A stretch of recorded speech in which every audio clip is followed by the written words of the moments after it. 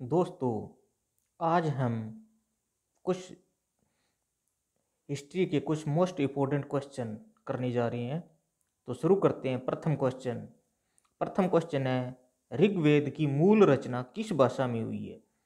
ऋग्वेद की मूल रचना डैश भाषा में हुई थी। किस भाषा में हुई थी? संस्कृत, प्राकृत, ब्राह्मी या शौरसेनी? किस भाषा में हुई थी? तो ऋग्वेद की मूल रचना संस्कृत भाषा में हुई थी। ऋग्वेद की मूल रचना संस्कृत भाषा में हुई थी। रावी नदी का प्राचीन नाम था कुंभा, प्रोशनी, स्वास्ति, दुस्ती। तो कुंभा नदी का प्राचीन नाम क्या था? प्रोशनी था। सेकंड ऑप्शन हो गया प्रोशनी। ऋग्वेद में गंगा और यमुना नदी का बार बार नाम आया है।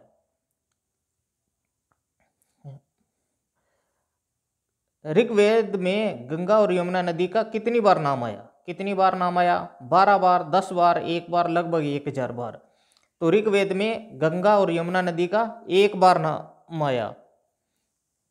ऋग्वेद में गंगा और यमुना नदी का एक बार नाम आया, या जिक्र जो है एक बार आया था। वैदिक साहित्य में सभा और समिति को किस देवता की पुत्रियों कहा गया? वैदिक साहित्य में सभा और समिति को किस देवता की पुत्रियों कहा गया? इंद्र, अग्नि, रुद्र, प्रजापति। तो सभा व समिति प्रजापति की पुत्रियां थी।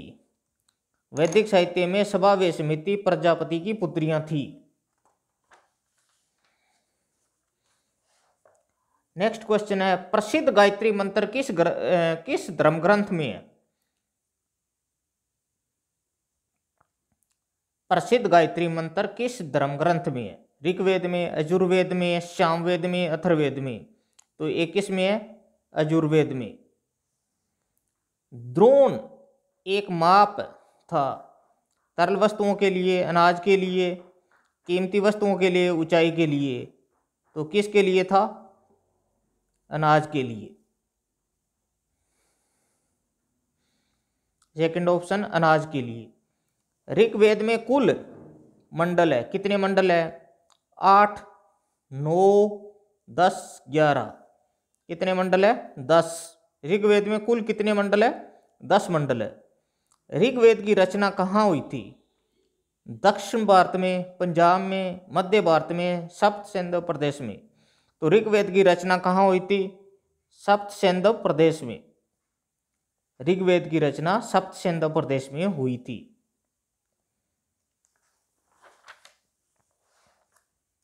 दूसरी जैन सभा कहाँ हुई थी? दूसरी जैन सभा वल्लभी, पाटलिपुत्र, कश्मीर, नालंदा। दूसरी जैन सभा कहाँ हुई थी? वल्लभी में हुई थी। पहली जैन सभा पाटलिपुत्र में। इंडिका के लेखक कौन है? कौटिल्य, मैक्सथनीज, प्लिनी, विष्णुगुप्त।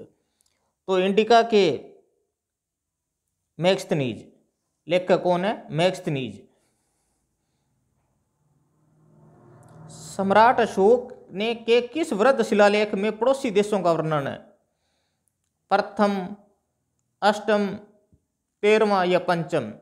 सम्राट अशोक के किस वृद्ध शिलालेख में पड़ोसी देशों का वर्णन है? किस शिलालेख में है? 13वां शिलालेख में। कौन से शिलालेख में? 13वां शिलालेख में। अंतिम मौर्य शासक कौन था? प्रथम मौर्य शासक सभी को पता है, चंद्रगुप्त मौर्य था। लेकिन अंतिम मौर्य शासक कौन था? बिंदुसार, चंद्रगुप्त मौर्य, देववर्मन या वृद्धरथ? तो अंतिम मौर्य शासक था वृद्धरथ।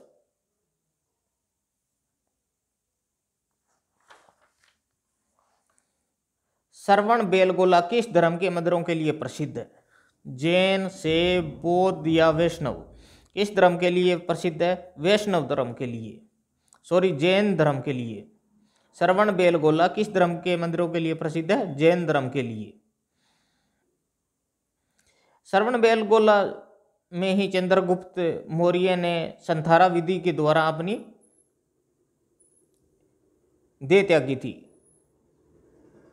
मौर्य साम्राज्य में प्रचलित मुद्रा का क्या नाम था? तोल, पर्ण, काकणी, दिनार।